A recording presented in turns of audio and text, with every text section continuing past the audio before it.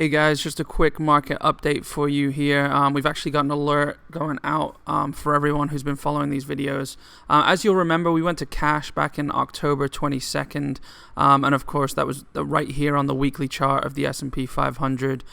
We missed all this drawdown and all this volatility here, and we are officially back in now.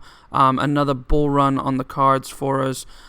So we may see a little bit of a pullback this week, but other than that, I would get back in any positions that you left, that you want to get in.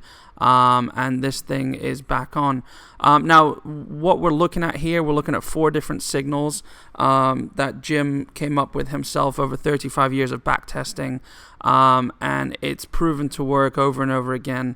Now, he teaches these signals every year at the annual Wealth Summit. Those of you who have been before may remember these signals that he teaches. So you may have been ahead of us here a tiny bit. But of course the market isn't open yet. But if you want to learn those signals, you can come to this year's annual Wealth Summit in Las Vegas on December 7th and 8th.